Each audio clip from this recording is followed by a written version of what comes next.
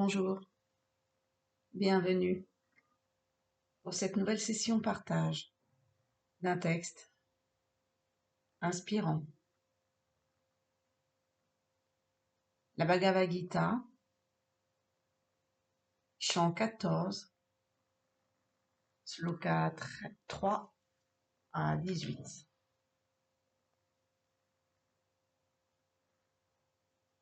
À 13.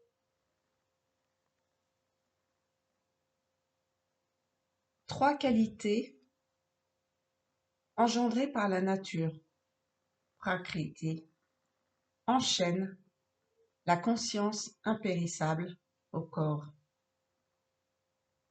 Elles se nomment le lumineux, Sattva, le passionnel, Rajas, le ténébreux, Tamas. Le lumineux, en raison de sa pureté, dispense lumière et bien-être. Il induit la conscience à s'investir dans le bonheur ou la connaissance, autre et pure. Sache que le passionnel n'est que désir. La convoitise et la jouissance naissent de lui. Il pousse la conscience à s'investir dans l'action. Quant au ténébreux, apprends que c'est lui qui est responsable de l'ignorance et de l'illusion, qui prouve toutes les consciences et qui les entraîne par la négligence, la paresse et le sommeil. Le lumineux incline au bien-être, le passionnel à l'action. Le ténébreux, quant à lui, obscurcit l'intelligence et la force à la négligence. C'est quand il domine le passionnel et le ténébreux que le lumineux s'impose. Pour le passionnel, c'est quand il l'emporte sur le lumineux et le ténébreux. Et c'est le ténébreux quand il prévaut sur les deux autres. La connaissance s'éveille dans un être lorsque toutes les portes de son corps rayonnent de lumière. On a la certitude alors que le lumineux y prédomine. Le passionnel l'emporte quand se montre l'envie, l'agitation, le goût de l'action, l'impatience et l'avidité. Quant au ténébreux, quand c'est au ténébreux de dominer, l'hébétude et l'inaction s'imposent, ainsi que la négligence et l'illusion.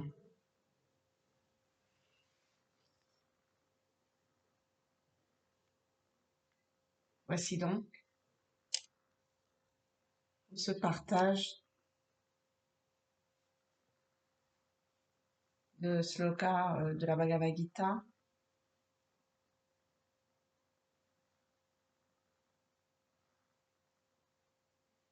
Et reprenons au commencement. Trois qualités engendrées par la nature enchaînent la conscience impérissable au corps. Ces trois qualités, trois attributs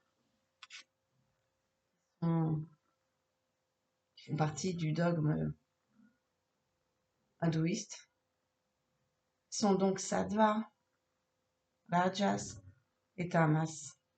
Et tel que cette traduction de la Bhagavad Gita le laisse percevoir, c'est donc bien ces trois attributs qui enchaînent la conscience impérissable à cette illusion du corps. C'est par le fait de l'identification au corps qui advient elle-même par le truchement, entre autres choses bien sûr, des 3 gunas.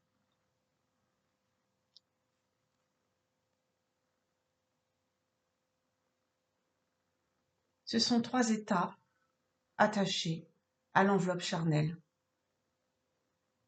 à notre incarnation, ici-bas. C'est pourquoi il peut être utile pour un chercheur de vérité, pour un chercheur sur le chemin de la voie du soi, de les distinguer,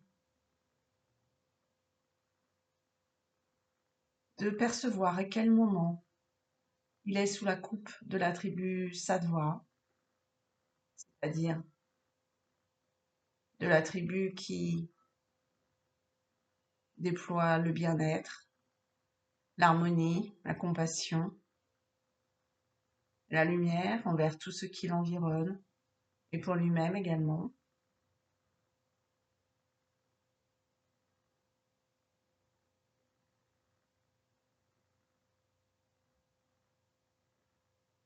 Sur notre chemin, il s'agit donc des qualités sattviques, au nombre desquelles se compte bien sûr l'amour. Donc discerner lorsque ce corps, ce personnage, est sous la coupe de la tribu Sattva, ou bien lorsque ce corps, ce personnage est sous la coupe de la tribu Rajas, lorsqu'il est engagé dans l'action, l'excès d'action, presque le fait de se gaver d'action. Peut-être que ce besoin peut dissimuler l'espoir de ne pas être attrapé par la réflexion, l'introspection. Rajas est également la colère, l'emportement, les excès en général.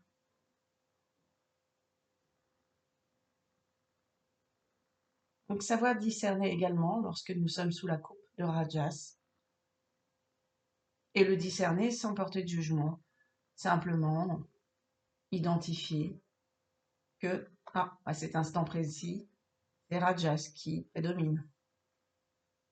À cet instant précis, je suis bien avec tout le monde autour de moi, c'est Sattva. Et enfin, Tamas, donc les comportements empreints de paresse, de laisser aller, de négligence, mais aussi d'obscurantisme, ce que l'on nomme l'ignorance dans l'hindouisme, le fait de se délecter de cette illusion,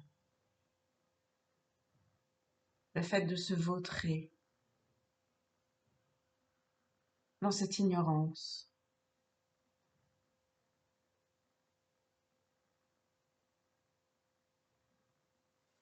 Il peut donc être intéressant sur le chemin du soi, sur la route vers le soi avec un grand S,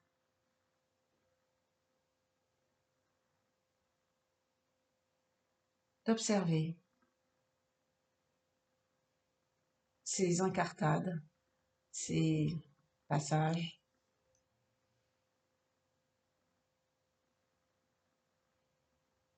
d'un guna à l'autre guna,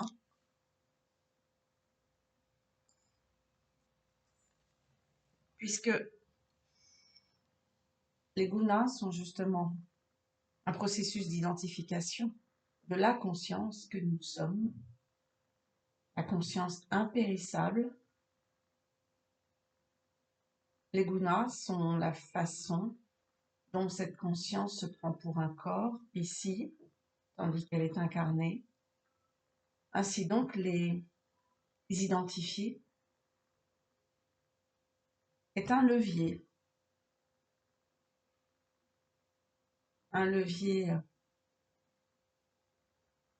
de progression, d'ascension sur la voie du soi. Si l'on visualise cette ascension comme une montagne, c'est le camp de base que vous quittez pour partir toucher les sommets du soi, les sommets de ce que vous êtes déjà, cette conscience impérissable qui s'est incarnée vie après vie et qui se prend pour un corps tandis qu'elle est ici. Lorsque le voile de l'ignorance est levé, il est compris que ce corps n'est qu'un véhicule, que la conscience a accepté de rejoindre pour un temps déterminé et dans un but déterminé.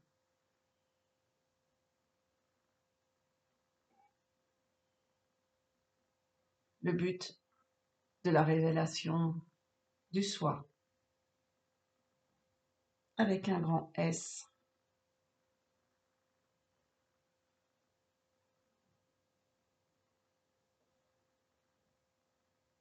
Voilà pour ce partage. Merci de votre écoute et à très bientôt.